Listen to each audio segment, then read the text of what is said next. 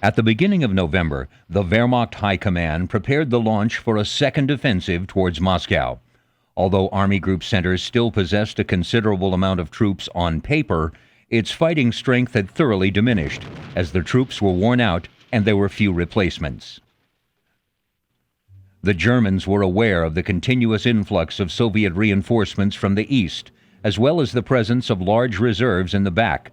But given the tremendous Soviet casualties, they did not expect the Soviets to be able to establish a determined defense. Soviet troop strength had in fact been reduced to about 500,000 men and 890 tanks at Moscow. However, compared to October, Soviet rifle divisions occupied much better defensive positions. A triple defensive ring surrounding the city and some remains of the Mozhask line was still in Soviet hands near Klin.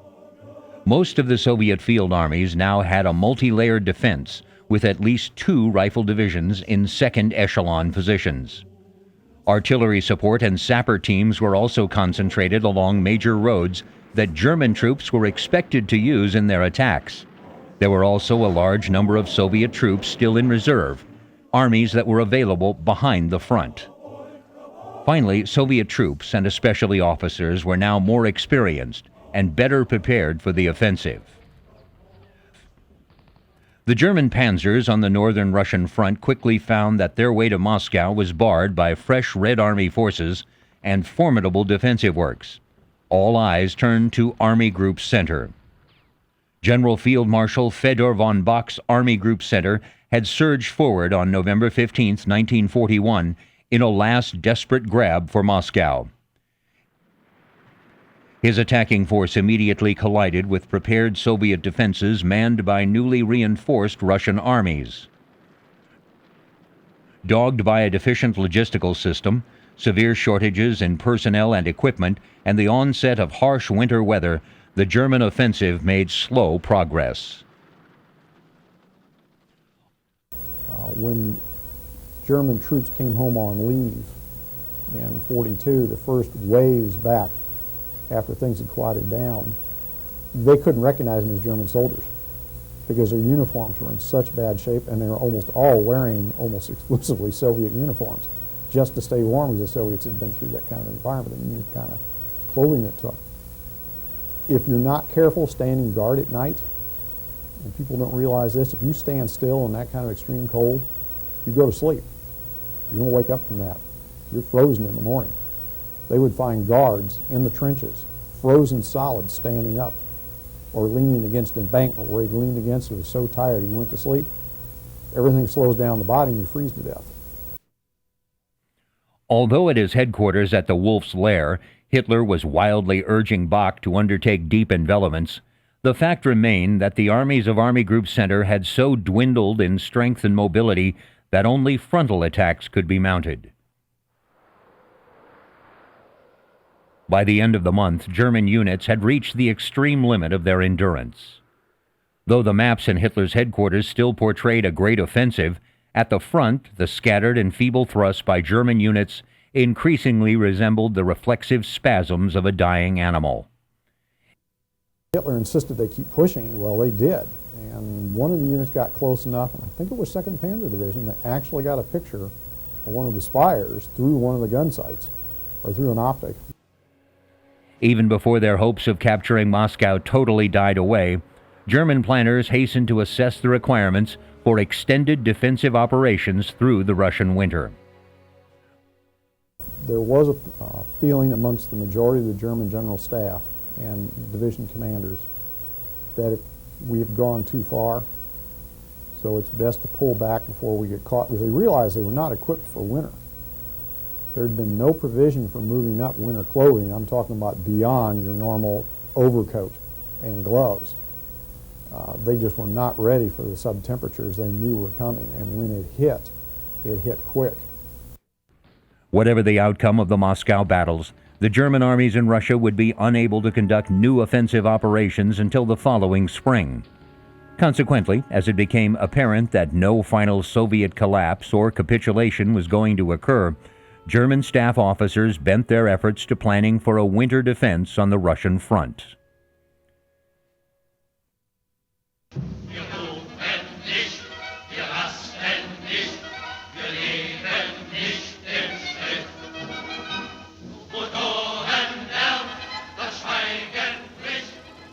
In the south, the panzers were still rolling east. The German 3rd Panzer Corps seized Rostov on November 20th, capturing intact a bridge over the Don River, leading to the Caucasian oil-producing regions coveted by Hitler. Soviet engineers had mined the rail bridge with demolition charges. Seeing a locomotive standing by the bridge with a full head of steam, SF's Hauptsturmführer Springer, commanding the 3rd Company, SS Panzer Grenadier Regiment of the Leibstandart Division, ordered his men to open fire with every weapon available, peppering the engine and releasing high-pressure steam from countless holes. The ensuing confusion provided the cover to storm the bridge and remove the charges. Immediately, Russian counterattacks began to tear at the German salient at Rostov from 3 sides, while other Red Army forces swept down into the gap between the 1st Panzer Army and the 17th Army. The Westland SS Regiment was subject to a savage barrage from Russian Katyusha rockets, which had a shattering psychological effect on the Waffen-SS troops. A salvo of these projectiles landed among unprepared and unprotected infantry units, causing near panic. Germania seemed to be in almost constant combat, while the Waffen-SS troops doggedly attempted to thrust forward. Meanwhile, Nordland continued northeast, advancing towards Alexandrovka. Soviet resistance hardened. T-34 tanks were being deployed in ever-increasing numbers. The German tank crews and anti-tank gunners were amazed by the tenacity of the Soviet T-34 tanks. The SS infantry were without adequate winter clothing, and with sub-zero temperatures, many of them were soon crippled by frostbite. On November 28th, with Army Group South's offensive energies exhausted and with no strategic purpose to be served by holding Rostov, in a risky defensive battle against superior Soviet forces, Field Marshal Gerd von Rundstedt ordered 1st Panzer Army to withdraw to the Mias River, where a winter defensive line could be consolidated. Well, that's completely within German command prerogative. We discussed one time the flexibility in orders.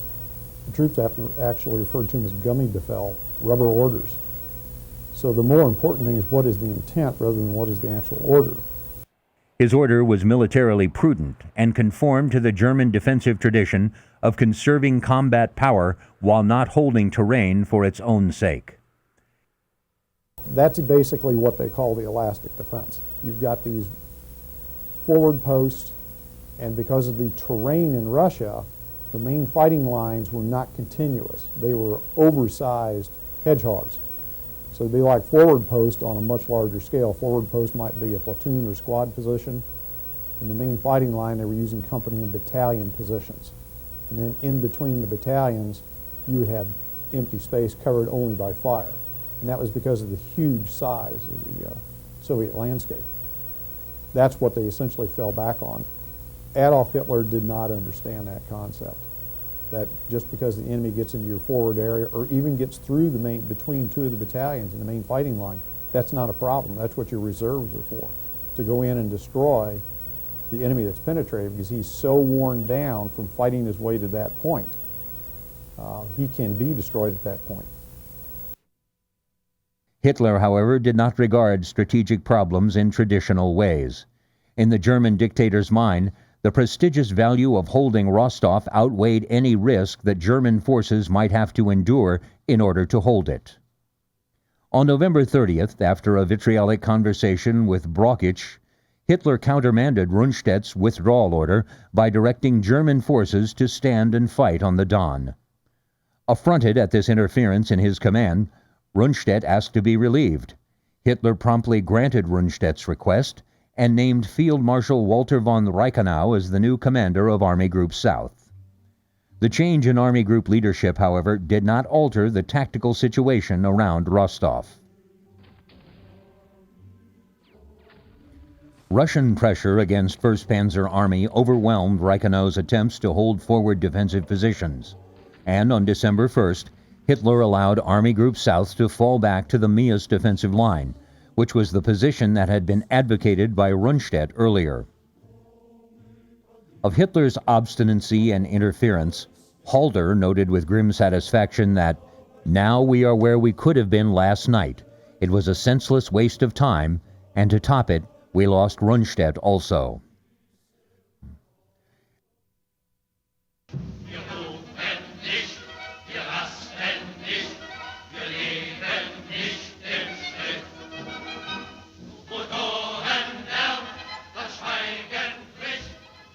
As early as November 19, 1941, with the drive on Moscow still in full swing, Hitler conferred with his military advisors on the building of an east wall defensive line, but the dictator put off any decision until a later date.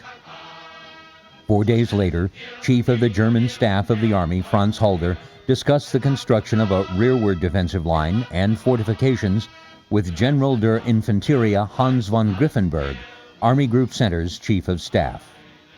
On November 29th, after a review of the situation on the Eastern Front with the head of the General Staff's Operations Section, Halder authorized the preparation of orders for a general winter defense. Drafted over the next week, this order became Führer Directive 39, which Hitler signed on December 8th. Taken at face value, Führer Directive 39 resembled the shrewd 1917 plan to withdraw to the Hindenburg Line that had inaugurated the German elastic defense. The defensive line itself was to be held with minimum forces, allowing combat units, and especially panzer and motorized divisions, to be refitted in reserve positions farther to the rear. Führer Directive 39 was historically significant because it implicitly conceded that the German armies had failed to achieve Barbarossa's strategic objectives. The Soviet Union, though suffering enormous losses in the summer and autumn battles, had not been conquered in a single lightning campaign. Moscow, belatedly named the climactic operational objective, remained beyond the German reach.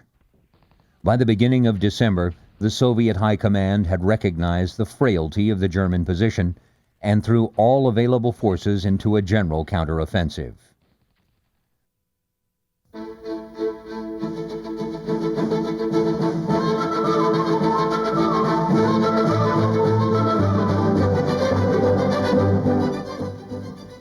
December 1941, the Russian front.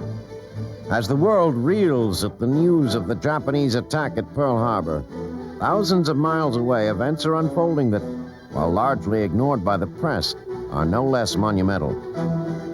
For the last 24 hours, the front directly to the west of Moscow, where the Germans had driven within sight of the Kremlin, has been ablaze with Russian artillery and tank fire. The German commanders, who at first considered this a limited and localized action, have now begun to realize that it is much more. It is becoming clear that, despite their belief that the Red Army was too tired and their resources too depleted to mount a meaningful assault, this is the beginning of a carefully planned counteroffensive, one for which they are ill-prepared and will likely be unable to repulse. This counteroffensive is the opening move of a well-planned and perfectly timed plot led by Marshal Georgy Zhukov and Joseph Stalin to turn back the Germans, thereby saving Moscow and, in effect, the Soviet Union itself. For months, Stalin has been holding men and equipment in reserve despite the devastating advances being made by the enemy.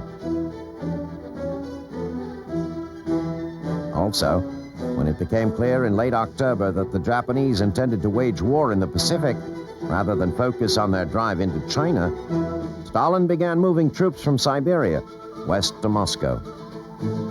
Having gathered the necessary men and materiel, Zhukov and Stalin waited for the right time to launch their attack. The moment when the Nazi troops, having advanced too quickly to establish adequate supply lines and ill-equipped for a winter battle they were never supposed to fight, would be most vulnerable.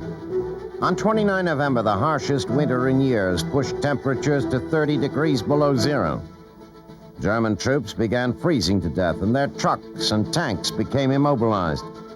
A confident Zhukov reported to Stalin, "The enemy has been bled white."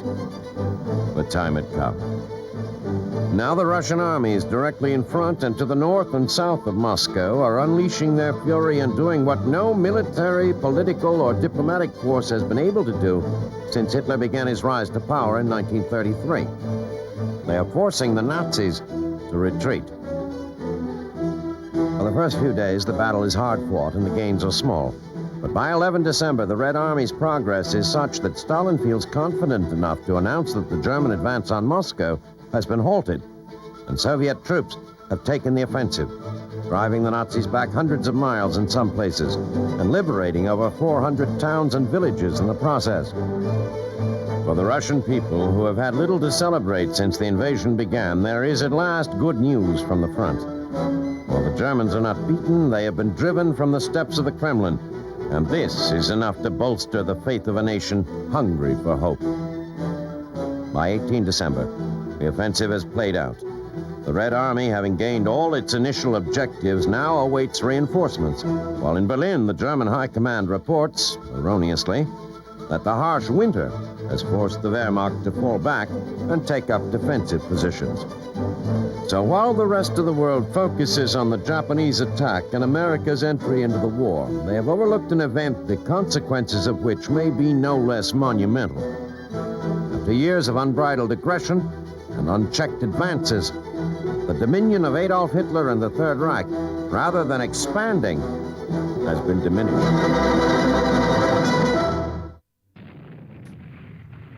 Beginning on December 6, 1941, this counterstroke tore open the German front and created the greatest strategic crisis yet faced by the Germans in the war.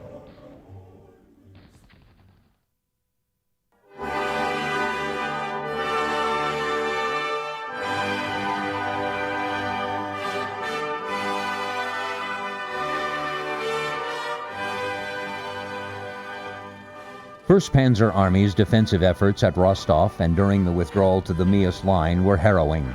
In fact, the fighting retreat of the German southern wing might have ended disastrously had it not been for heavy Luftwaffe attacks against the advancing Soviets.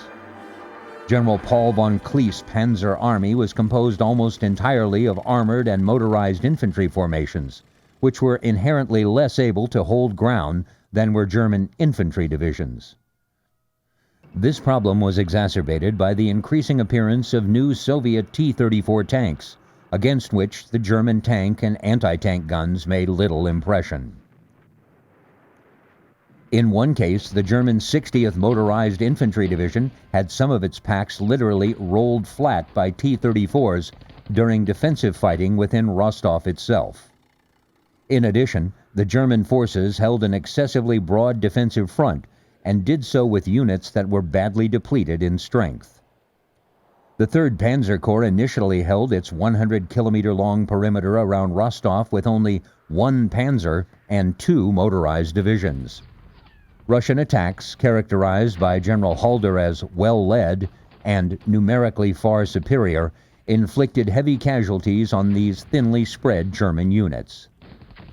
Heavy Soviet assaults cost one of the 16th Panzer Division's weakened infantry battalions 70 men in one day, a loss that decimated that unit.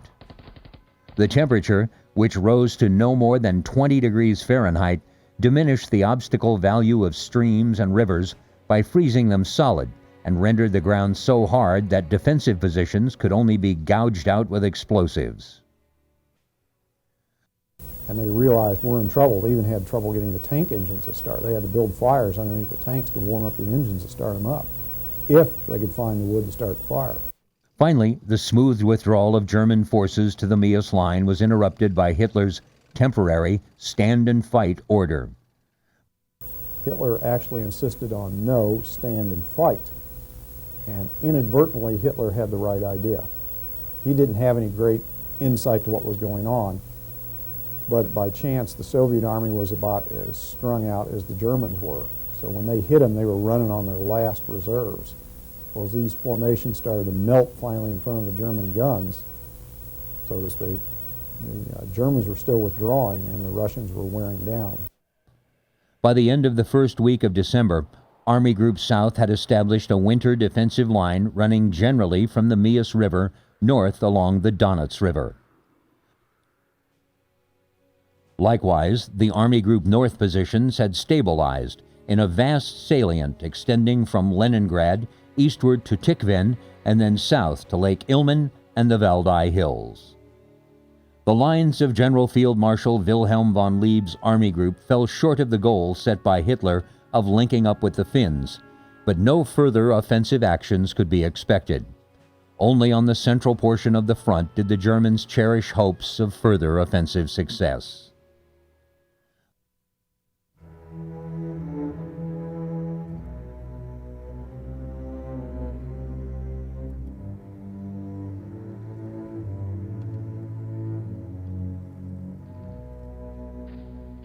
The greatest immediate danger to the German army loomed on Army Group Center's front. Committed to offensive action until swamped by the Soviet counterblow, the divisions of Field Marshal von Bock's Army Group had prepared few real defensive work. On December 8, 1941, the same day that General Oberst Heinz Guderian, on his own initiative, had ordered his 2nd Panzer Army to begin withdrawing, Bock assessed that his army group was incapable of stopping a strong counteroffensive.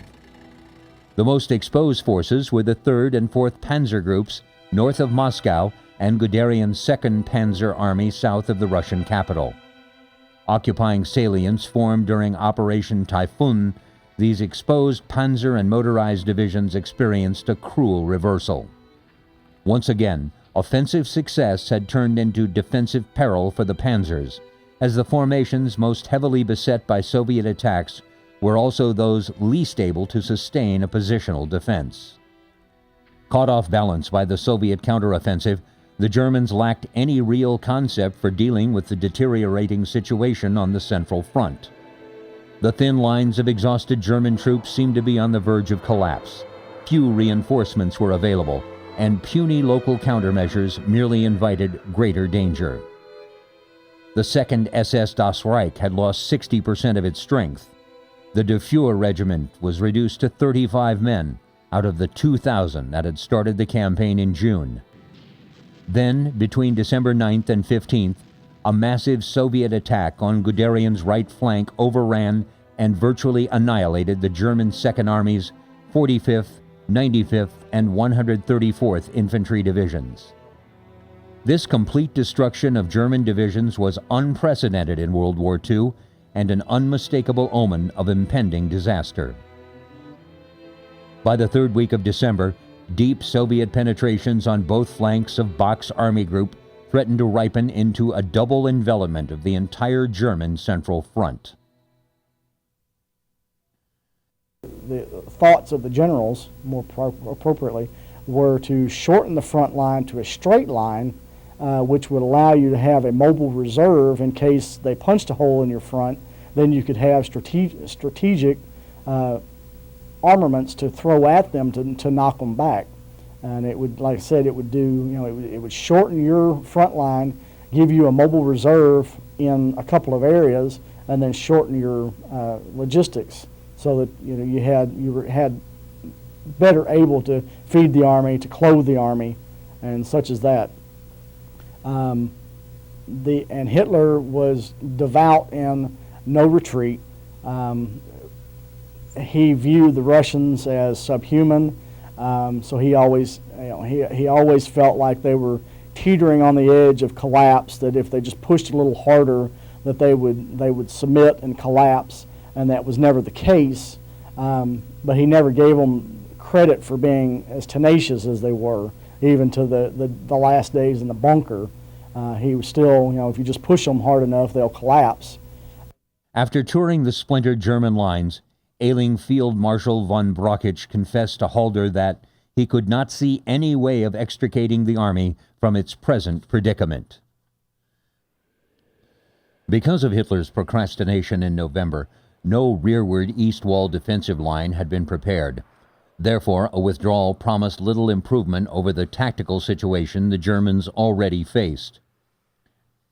A retreat through the Russian winter conjured up the shades of Napoleon's 1812 Grand Army. Though morale in the depleted German divisions still remained generally intact despite the harsh conditions, German officers fearfully reminded each other of the sudden moral collapse that had turned the French retreat into a rout nearly a century and a half before. The alternative seemed even more desperate.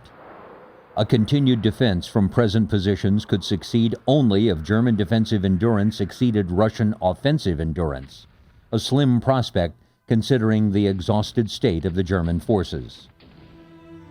The absence of reserves and the lack of defensive depth ensured that some units would be overrun or isolated during the winter.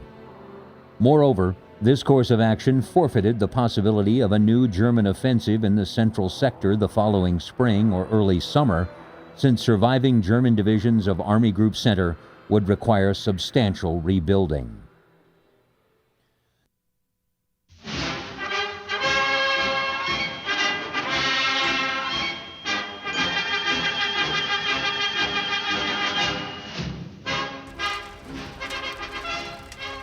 Conditioned by their professional training to weigh risks carefully and to conserve forces for future requirements, German commanders and staff officers preferred the potential dangers of a winter retreat to the certain perils of standing fast. In anticipation that this course of action would be followed, Russian civilians and German labor units were hurriedly pressed into work on a rearward defensive line running from Kursk through Orel to Gatsk. But once again, Adolf Hitler confounded the plans of his military advisors. Hitler watched the disintegration of the German front with great dismay and convinced himself that each retreat simply added momentum to the Soviet offensive. Adolf was a veteran of World War I, and the division he was in was never classed as what they called back then a Sturm division, an assault division. So they never trained in the new assault tactics to where you understood what the flexibility of these orders were. He was in a position division. So he had no concept of what things, how they had developed, and how the von Seeckt, when he rebuilt the German army in the 20s, used the Sturm divisions as a starting point. He was outside that experience, so he did not comprehend what they were doing. He still saw it as absolute obedience to my orders.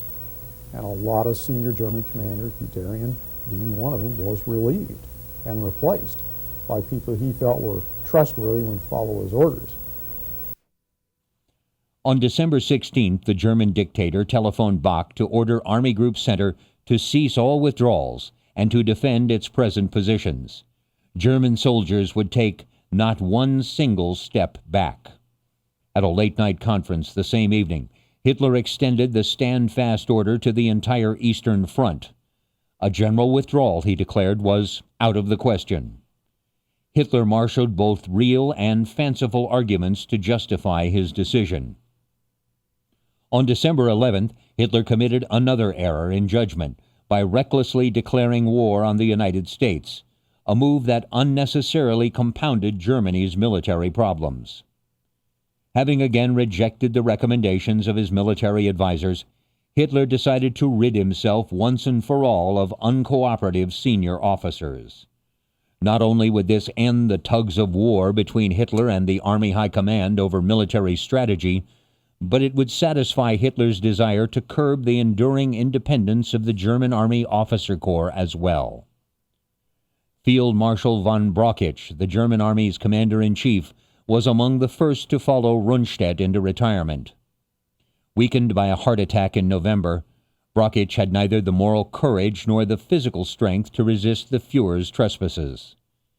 Hitler made no secret of his growing disdain for the ill field marshal, subjecting him to humiliating tongue lashings and treating him openly as a gold-braided messenger boy.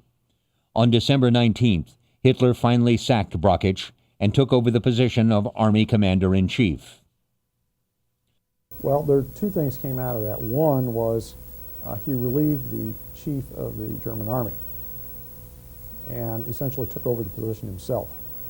So now he's not only the Chancellor of Germany, he's also the President of Germany when von Hindenburg died.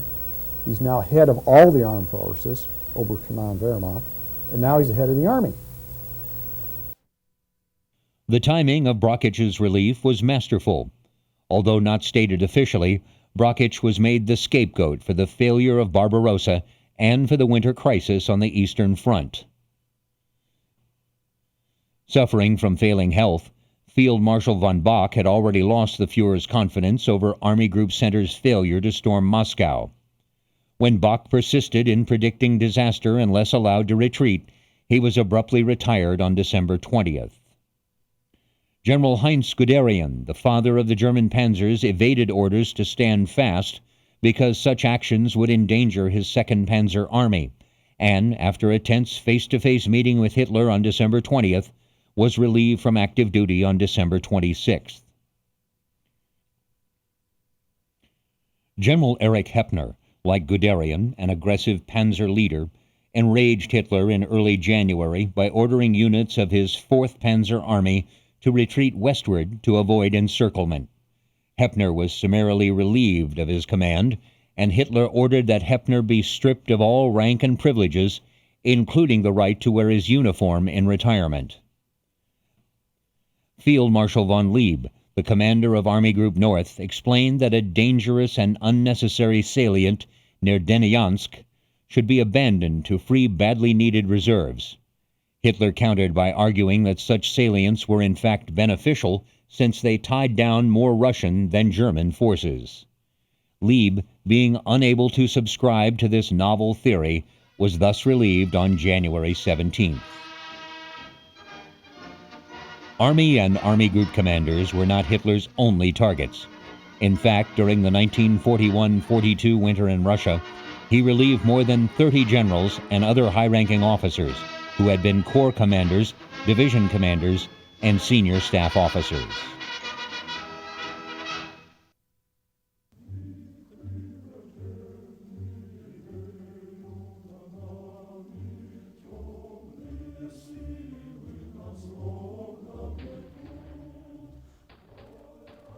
The Soviet winter counteroffensive unfolded in 2 distinct stages.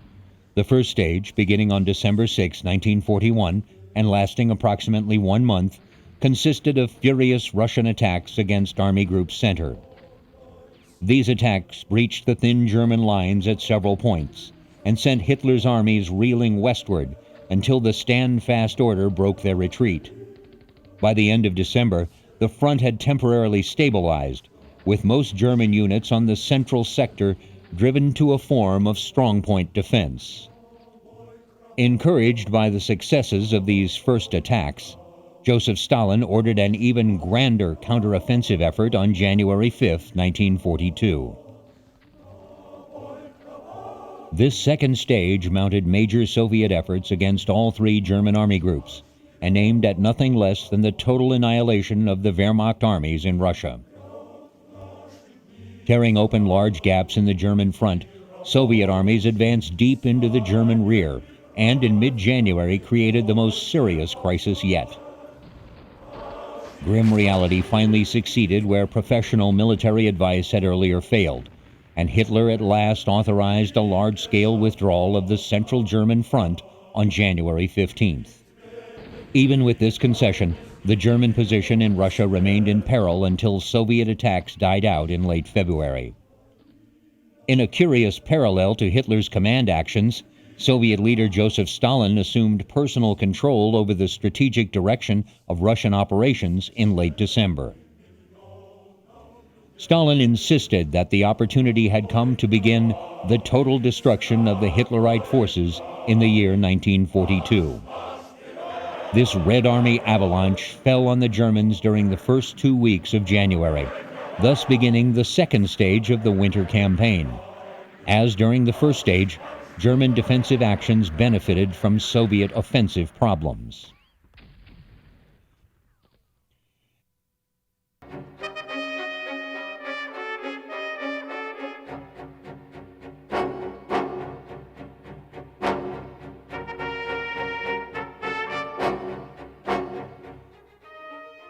As a result of the German retreat from the front of Moscow, General Lieutenant Pavel Kurachkin, commander of Northwestern Front, moved to sever the link between the German Demyansk positions and the Staraya Russa railway that formed the lines of communication of the German 16th Army.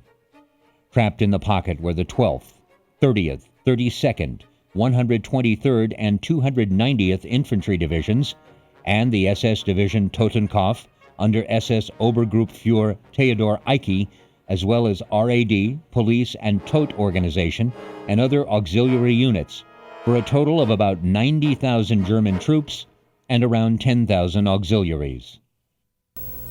And the Totenkopf probably had the most aggressive, best leaders. So what the Corps commander in area ended up doing was breaking up the division and assigning them out essentially as the leadership roles throughout most of the pocket. And so you'd have these army squads and platoons with a small corps of Totenkopf veterans, because by this time all the people in this formation were veterans of several months of combat in the front. The front soon settled as the Soviet offensive petered out due to difficult terrain and bad weather. After being assured that the pocket could be supplied with its daily requirement of 270 tons of supplies by Luftwaffe 1, Hitler ordered that the surrounded divisions hold their positions until relieved. The Northwestern Front grew increasingly desperate to wipe out the pocket, and over the winter and spring launched a number of assaults on the Rumoshevo corridor that formed the tenuous link between Demyansk and Staraya Russa through the Ramushevo village. The frozen and battered SS soldiers defending the sector dug in and repeatedly repulsed the Russian attacks. During the last week of February 1942, the Russian effort to annihilate the encircled German forces reached its zenith. Along the western edge of the pocket, the Soviets pounded Eicke's Kampfgruppe ceaselessly with artillery. At the same time, the tempo and size of the Russian infantry and armored assaults increased to such an extent that the defensive points held by the SS battle groups became isolated, and Eicke's front was cut into a string of small individual pockets. Casualties among the SS combat groups soared. During the third week of February, Eicke became so frustrated over the apparent hopelessness of the situation that he abandoned all procedures for communication through proper channels and appealed to Himmler via radio for reinforcements, supplies, and better support from the Luftwaffe. As the situation deteriorated further, his radioed appeals to the Reichsfuhrer SS included bitter denunciation of the Luftwaffe and barbed criticism of the army units. The Russians engaged against the SS battle group seemed to sense a weakening of the German front at the western end of the pocket, and so threw in fresh reserves in an attempt to overrun the position. The increased intensity of the assaults, however, had their intended effect. By the third week of February 1942, Eicke's entire battle group, which was defending an 8-mile front, consisted of 36 officers, 191 NCOs, and 1,233 enlisted men. Eicke drove the surviving men in his command past the point of conceivable human endurance. For another 10 days, the SS defensive strongpoints somehow withstood the unabated fury of the enemy's infantry attacks. The Russians besieging the Demyansk pocket committed all their reserves during the last days of February in a final attempt to destroy the encircled Germans before the spring thaw turned the frozen terrain into an impassable bog. During the second week of March 1942, the attacks against the side of the pocket subsided. The Russians were exhausted by the effort, and many Red Army units had been bled white by the repeated suicidal charges against the entrenched German positions. On March 20th, the last day of winter, with the temperature still at minus 30 degrees, Russian assaults against Eicke's SS battle group ceased temporarily, and the front fell silent for the first time in over 2 months.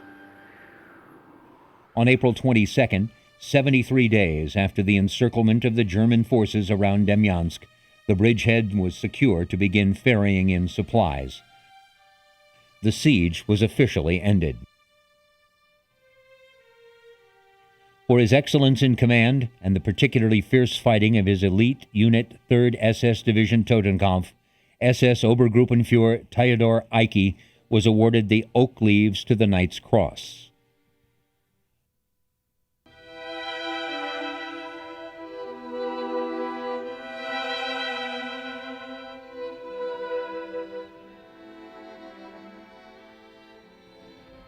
After breaking through the German strongpoint crust, Russian attacks eventually stalled for their own lack of supplies. On several occasions, major Soviet formations became immobilized in the German rear, slowly withering until mopped up by German reinforcements. By the end of February, Stalin's great offensive had run its course. On the German side, the best that could be said of the winter campaign was that the German Wehrmacht had survived.